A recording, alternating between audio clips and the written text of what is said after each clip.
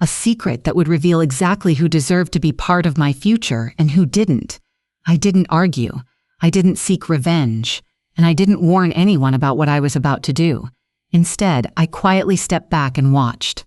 For years, I had been the one holding everything together, helping whenever someone needed money, opening my home for family gatherings, and sacrificing my own dreams to make life easier for others. Yet, the moment I stopped giving, something unexpected happened. The phone calls became fewer. The invitations disappeared. The people who once claimed they loved me suddenly seemed too busy to care. That's when I realized the secret wasn't hidden in what people said. It was hidden in what they did when they believed I had nothing left to offer them. And what I discovered over the next few weeks changed my life forever. Some people walked away without a second thought. Others stayed, checked on me, and stood beside me even when there was nothing to gain. By the end of it all, the truth was impossible to ignore. The people I had trusted most had revealed their real faces, while the ones I had often overlooked proved they were my true family. What happened next shocked everyone, and it ensured that only those who genuinely cared would share in the future I was about to build. A secret that would reveal exactly who deserved to be part of my future and who didn't. The truth was, I wasn't testing their loyalty with a trick. I was simply removing myself from the role they had grown accustomed to. No more financial help, no more last-minute favors, no more solving problems that weren't mine to fix. For the first time in years, I became silent, and silence is powerful. When you're always available, people rarely notice your sacrifices, but the moment you step back, they reveal exactly how much they value you. The first week was quiet. The second week was revealing. One relative who used to call me every other day suddenly disappeared. A family member who always spoke about love and respect never once checked to see how I was doing. Yet another person, someone I had barely expected anything from, showed up at my door with a simple question. "Are you okay? You don't seem like yourself." That question meant more to me than all the grand speeches I had heard over the years. As the months passed, the pattern became impossible to ignore. Some people only loved what I provided, others loved me. And once I saw the difference, I could never unsee it. So I made a decision that would shock my entire family. I stopped investing my time, energy, and future in people who viewed me as a resource rather than a person. Instead, I focused on the few who had remained loyal when there was nothing to gain. What none of them knew was that I was preparing for the biggest chapter of my life, a chapter filled with opportunities, success, and blessings I had worked decades to achieve. And when that chapter finally arrived, the people who had abandoned me expected to walk right back into my life as if nothing had happened. They were about to learn that some doors close quietly, but once they're closed, they never open again. Some doors close quietly, but once they're closed, they never open again. The calls started coming the moment people heard about my success. Suddenly, relatives who hadn't spoken to me in months wanted to catch up. Family members who had ignored my struggles began telling everyone how close we were. The same people who couldn't spare 5 minutes for me during my hardest days somehow found hours to talk when they thought there was something to gain. I listened politely. I smiled. And I remembered. I remembered the birthdays they forgot. I remembered the hospital visits they skipped. I remembered the nights I sat alone, wondering why the people I had sacrificed so much for couldn't even send a simple message asking how I was doing. Successes has a funny way of exposing people. Failure reveals who leaves. Success reveals who returns. One evening, I hosted a family dinner. Everyone assumed it was a celebration. They laughed, shared stories, and acted as though nothing had ever happened. What they didn't know was that the dinner wasn't a celebration. It was a final lesson. Near the end of the evening, I stood up and thanked everyone for coming. Then I shared something I had never told them before.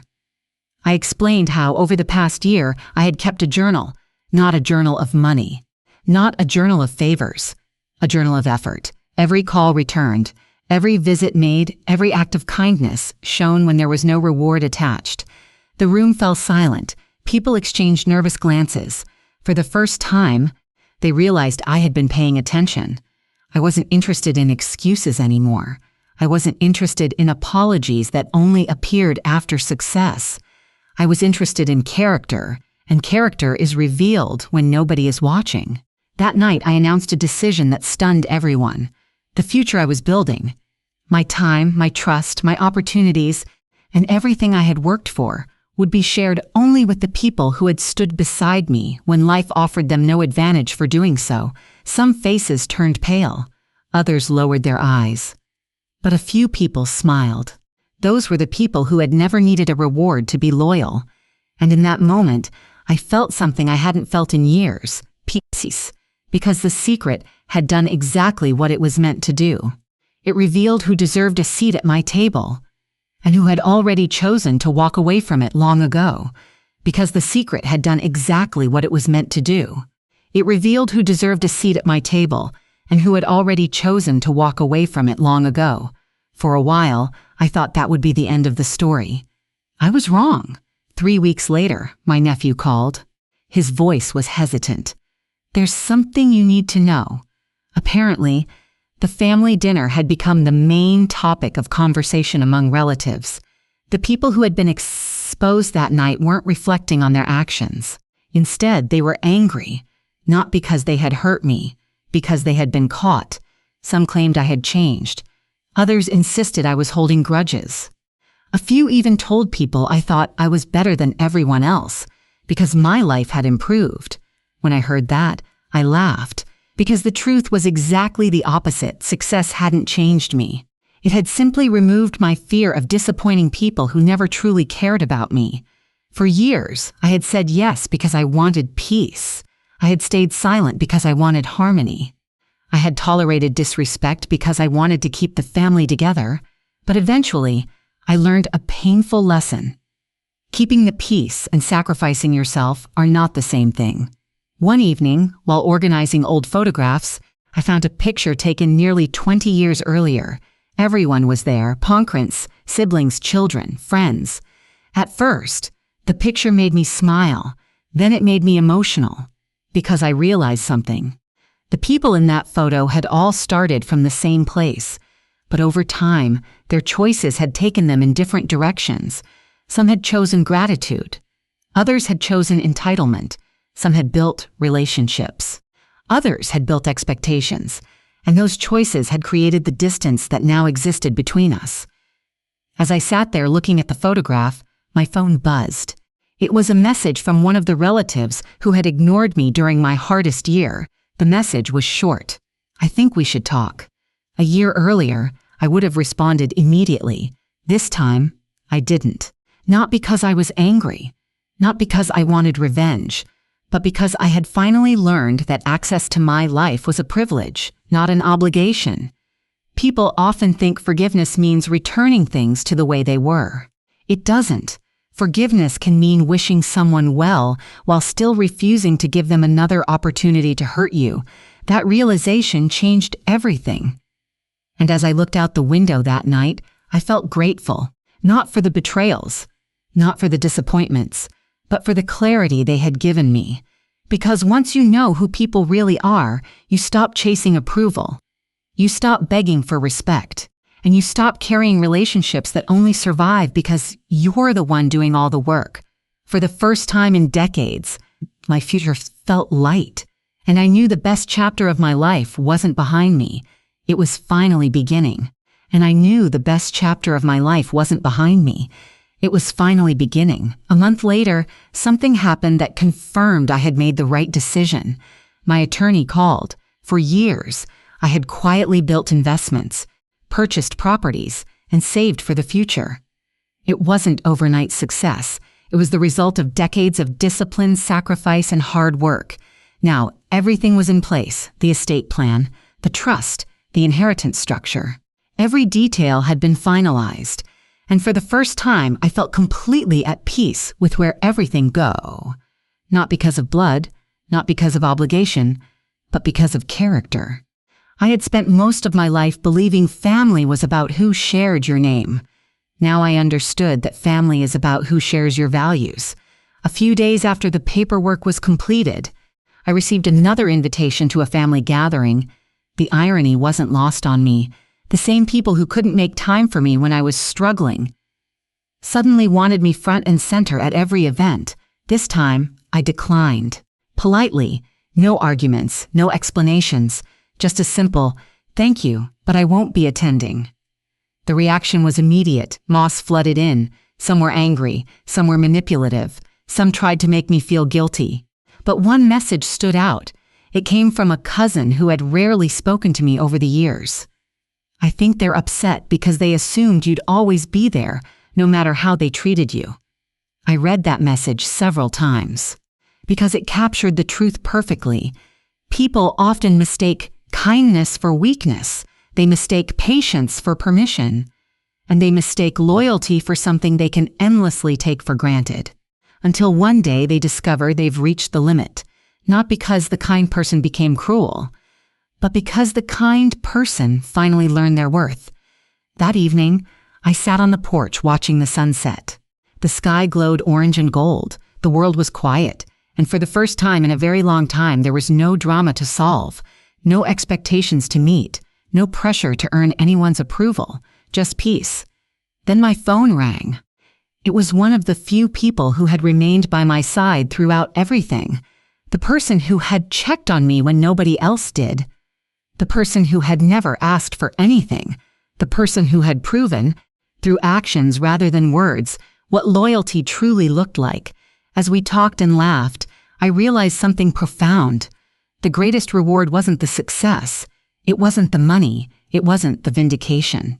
The greatest reward was clarity, knowing exactly who belonged in my life, knowing exactly who didn't, and having the courage to act on that knowledge. Because once you stop wasting your energy on people who only value what you can give them, you finally have enough energy left for the people who value you. And those are the relationships that change your life forever. What happened next would become the most unexpected blessing of all, because the family I lost made room for the family I was about to find. They were about to learn that some doors close quietly, but once they're closed, they never open again. A few weeks later, I received the call I had been expecting. The same voices that had ignored my messages suddenly sounded warm again. The same people who had been too busy to visit somehow found time to ask how I was doing. At first, they spoke in careful circles. Then came the real reason for the call. They needed something, a favor, an introduction, money, access, opportunity. It was always something. As I listened, I realized they still hadn't changed. They weren't calling because they missed me. They were calling because they missed what I could do for them. Years ago, that realization would have broken my heart. This time, it brought me peace, because the secret had worked. Without arguments, accusations, or dramatic confrontations, everyone had revealed exactly who they were. I thanked them for calling. I wished them well, and then I politely said no. The silence on the other end was unforgettable. They couldn't understand it. After all, I had always said yes. But people become uncomfortable when the person they've taken for granted finally discovers their own worth. Soon, the complaints began. I was called selfish, cold, unforgiving. Some even claimed I had changed. And they were right. I had changed. I no longer confused being needed with being loved. I no longer sacrificed my peace to earn approval. And I no longer felt responsible for carrying people who would never carry me. For the first time in decades, my future belonged to me, not to their expectations, not to their demands, not to their guilt. To me. And as I looked around at the small circle of people who had remained loyal when I had nothing left to offer, I felt richer than I ever had before, because true family isn't revealed when you're giving. It's revealed when you stop. That's when you discover who values your heart and who only valued your hand. They were about to learn that some doors close quietly, but once they're closed, they never open again. A few weeks later, I received the call I had been expecting. The same voices that had ignored my messages suddenly sounded warm again. The same people who had been too busy to visit somehow found time to ask how I was doing. At first, they spoke in careful circles. Then came the real reason for the call. They needed something, a favor, an introduction, money, access, opportunity. It was always something. As I listened, I realized they still hadn't changed. They weren't calling because they missed me. They were calling because they missed what I could do for them. Years ago, that realization would have broken my heart. This time, it brought me peace because the secret had worked. Without arguments, accusations, or dramatic confrontations, everyone had revealed exactly who they were. I thanked them for calling, I wished them well, and then I politely said no. The silence on the other end was unforgettable. They couldn't understand it. After all, I had always said yes, but people become uncomfortable when the person they've taken for granted finally discovers their own worth. Soon, the complaints began. I was called selfish, cold, unforgiving. Some even claimed I had changed, and they were right. I had changed. I no longer confused being needed with being loved. I no longer sacrificed my peace to earn approval. And I no longer felt responsible for carrying people who would never carry me. For the first time in decades, my future belonged to me, not to their expectations, not to their demands, not to their guilt, to me.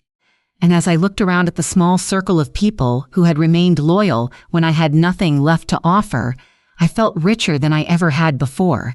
Because true family isn't revealed when you're giving. It's revealed when you stop.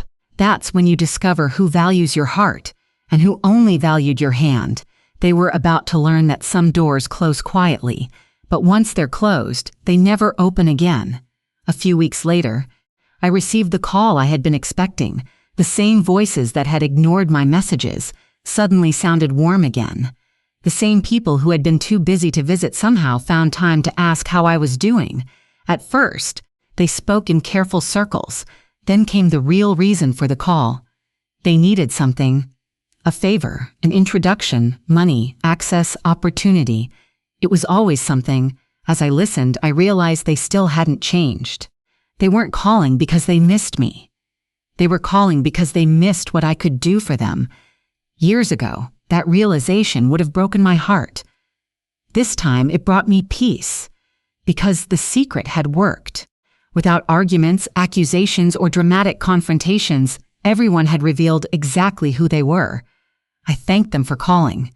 I wished them well, and then I politely said no. The silence on the other end was unforgettable. They couldn't understand it. After all, I had always said yes. But people become uncomfortable when the person they've taken for granted finally discovers their own worth. Soon, the complaints began. I was called selfish, cold, unforgiving. Some even claimed I had changed. And they were right. I had changed. I no longer confused being needed with being loved. I no longer sacrificed my peace to earn approval. And I no longer felt responsible for carrying people who would never carry me. For the first time in decades, my future belonged to me, not to their expectations, not to their demands, not to their guilt, to me. And as I looked around at the small circle of people who had remained loyal when I had nothing left to offer, I felt richer than I ever had before. Because true family isn't revealed when you're giving. It's revealed when you stop. That's when you discover who values your heart and who only valued your hand. But the story didn't end there. 6 months later, something happened that none of them saw coming. The investment I had spent years building finally paid off. The small business everyone had mocked became successful. The property they said was a waste of money doubled in value. The opportunities I had quietly worked for behind the scenes began opening one after another. Suddenly, people who hadn't spoken to me in years wanted to reconnect. Family gatherings that once felt cold now came with warm invitations. The same relatives who had overlooked me started telling everyone how proud they were of me. I watched it all unfold without anger, without resentment, without revenge, because by then, I understood something important. Success doesn't change people. It reveals them. The people who truly cared about me had been there when I was struggling, confused, and alone. The others only appeared when the rewards became visible. One evening, while sitting on the porch of the home I had worked my entire life to own, I received a message from someone who had hurt me deeply. The message was simple. I know we haven't always treated you fairly. I hope someday you can forgive us. I stared at those words for a long time, not because I was deciding whether to forgive them. I already had. Forgiveness frees the heart. But trust is different. Trust is earned. And some people lose access to your life not because you hate them, but because they repeatedly showed you who they are. That night, I looked out at the sunset and felt something I hadn't felt in years. Freedom, no bitterness. No need to prove anything. No desire to win, because the greatest victory wasn't my success. It wasn't the money. It wasn't the recognition. It was finally understanding my worth without needing anyone else's approval. And in the end, the secret that revealed who deserved a place in my future turned out to be very simple. I stopped chasing people. And the ones who truly loved me never left. And the ones who truly loved me never left. In fact, they became the foundation of everything that came next. A year later, my life looked completely different, not because I had become wealthy, not because I had achieved every goal, but because my world was finally filled with peace instead of pressure. The phone no longer rang with demands. My weekends were no longer consumed by solving other people's problems. The guilt that had controlled me for years had disappeared. For the first time, I was living, not merely surviving. Then something unexpected happened. One of the relatives who had distanced themselves during my difficult years asked to meet me in person. I almost declined. But curiosity got the better of me. We met at a quiet cafe on a rainy afternoon. For several minutes, neither of us said much. Then they looked down at their coffee and said something I never expected to hear. You were always there for everyone. We just assumed you always would be. The words hung in the air, not as an excuse, as a confession. And suddenly, years of confusion made sense. Many people hadn't intentionally set out to hurt me. They had simply become comfortable with my sacrifices. They mistook my strength for endless capacity, my kindness for obligation, my generosity for responsibility. The conversation didn't erase the past, but it gave me something more valuable than an apology. It gave me closure. When I walked out of that cafe, I wasn't carrying anger anymore. I wasn't carrying disappointment either. I was carrying wisdom, the kind of wisdom that only comes from being hurt, healing, and refusing to become bitter. As I drove home, I realized something that changed my life forever. The people who leave when you stop serving them are not your loss. They are your lesson. And the people who stay when you have nothing to offer but your presence, those are your treasures. That evening, I sat on my porch again, watching the sun disappear below the horizon. The world was quiet, the air was still, and for the first time in many years, I felt completely at peace. Because I finally understood that my future was never meant to be crowded with everyone. It was meant to be shared with the right people, the ones who loved me when I had little, the ones who stayed when life became difficult, the ones who saw my value long before success ever arrived. And as darkness settled across the sky, I smiled, not because I had won, but because I no longer needed to. That was the moment I truly became free. That was the moment I truly became free. Or at least, that's what I thought. Life has a way of testing every lesson it teaches. A few months later, I received a letter, not an email, not a text message, a handwritten letter. The return address belonged to my son. For a long time, I simply stared at it. Our relationship had never fully recovered from the years of distance, misunderstandings, and silence that had slowly built a wall between us. I wasn't sure I wanted to open it, but eventually I did. Inside was a short note. Dad, I spent years believing stories about you instead of asking you for the truth. I see that now. I know I've hurt you. I know I stood by when others treated you unfairly. I can't change the past, but I hope someday we can build something better. I read those words over and over, not because they erased the pain. They didn't. Some wounds take years to heal, but for the first time, I saw something I hadn't seen before: accountability. No excuses, no blame. Just honesty. And honesty is where healing begins. For several days, I didn't reply. Not because I was angry, because I was thinking. For years, I had been so focused on identifying who didn't deserve a place in my future that I had forgotten something important. Sometimes people change. Sometimes they grow. Sometimes they finally become the person you always hoped they would be. The real challenge isn't recognizing who has hurt you. The real challenge is recognizing when someone is genuinely trying to become better. Eventually, I called him. The conversation was awkward, painfully awkward. There were long silences, uncomfortable pauses, moments when neither of us knew what to say. But neither of us hung up, and that mattered. A week later, we met for lunch. Then again a month later. Slowly, carefully, we started rebuilding something that had once seemed impossible to repair. Not the relationship we used to have, something new, something stronger. Because relationships built on truth are far stronger than relationships built on obligation. One afternoon, during one of our conversations, my son asked me a question.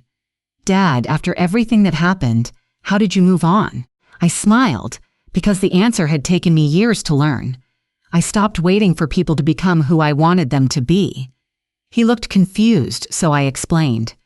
When you spend your life expecting people to change, you stay trapped in disappointment. But when you accept people for who they truly are, you gain clarity. Then you can decide who belongs in your life and who doesn't. He nodded slowly, and for the first time in years, I felt like he was really listening. As the seasons passed, my life continued to improve, not because problems disappeared. Everyone has problems, not because difficult people vanished. They didn't. The difference was that I no longer allowed other people's choices to control my peace. That lesson changed everything. When people criticized me, I listened without absorbing it. When people tried to guilt me, I remained calm. When people expected me to sacrifice my happiness for their convenience, I politely declined. And something remarkable happened. The more I respected myself, the more others respected me too. The boundaries I once feared became the foundation of my freedom. The word no became one of the healthiest words in my vocabulary. And the people who truly cared about me didn't resent those boundaries. They respected them. Years later, during a family gathering, I found myself sitting quietly in the backyard watching my grandchildren play. Laughter filled the air. The setting sun painted the sky with shades of gold and orange.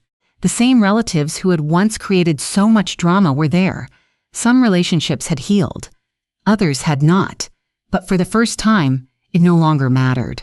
Because my happiness wasn't dependent on anyone else's behavior anymore, it came from within. My granddaughter ran over and climbed into my lap. "Grandpa," she asked, "what's the most important thing you've learned in your whole life?" The adults nearby laughed. But I took the question seriously, because children sometimes ask the deepest questions. I thought for a moment before answering. Then I said, "The most important thing I've learned is that love should bring peace, not constant pain." Everyone became quiet, even the adults, so I continued. "If someone truly loves you, they won't be perfect. They'll make mistakes. They'll disappoint you sometimes, but they'll care when they hurt you. They'll try to make things right. They'll value your heart, not just what you can give them." My granddaughter nodded, even though she was probably too young to fully understand. But one day she would. Life teaches everyone eventually. As darkness settled over the gathering and the lights around the yard flickered on, I looked around at the people in my life. Some had been there from the beginning. Some had arrived later. Some had left forever, and all of them had taught me something. The betrayals taught me strength. The losses taught me gratitude. The disappointments taught me wisdom. And the loyal people, the rare ones who stood beside me during my hardest seasons, taught me what real love looks like. Looking back, I realized the secret that revealed who deserved to be part of my future wasn't really a secret at all. Time reveals everything. Time reveals character. Time reveals intentions. Time reveals loyalty. Eventually, everyone shows you who they are. The challenge is having the courage to believe them.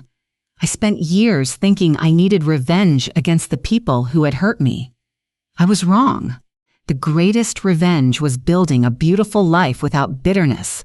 The greatest victory was finding peace after chaos. The greatest success was waking up each morning with a clear heart and a quiet mind. And as I sat there surrounded by laughter, family, and the life I had fought so hard to build, I realized something that made me smile. The future I once feared had become the future I was grateful for, not because it was perfect, but because it was authentic. The wrong people had removed themselves. The right people had remained. And in the end, that made all the difference. For years, I had wondered whether I would ever find peace. Now I knew the answer. Peace doesn't arrive when everyone finally treats you fairly. Peace arrives when you stop giving others the power to determine your worth. And once you learn that lesson, nobody can ever take your future away again. And once you learn that lesson, nobody can ever take your future away again. A few years passed. Life moved forward the way it always does, quietly, one day at a time. The dramatic conflicts that had once consumed my thoughts became distant memories. The people who had betrayed me no longer occupied space in my mind, not because I hated them, because I had finally outgrown the pain they left behind. One morning, while cleaning out old boxes in the attic, I found a collection of photographs. Some were faded, some were bent at the corners. All of them told pieces of a story. There I was as a young parent, working long hours and dreaming of a better future. There were family vacations I had nearly forgotten, birthday parties, holiday dinners, moments that seemed ordinary at the time but had become priceless with age. As I flipped through the pictures, I noticed something. The happiest memories weren't connected to money, success, or achievement. They were connected to people, to laughter, to shared struggles, to simple moments that couldn't be bought. It reminded me of something I had spent years chasing but only recently understood. At the end of life, nobody measures wealth by bank accounts. They measure it by relationships, not the number of people who know your name, the number of people who genuinely care when they hear it. That realization stayed with me, and it inspired me to do something unexpected. I started writing letters to my children, letters to my grandchildren, letters sharing the lessons life had taught me. I wrote about mistakes I had made, regrets I carried, victories I celebrated, and truths I wished someone had told me when I was younger. One letter contained a message I hoped they would remember long after I was gone. Never beg for a place in someone's life.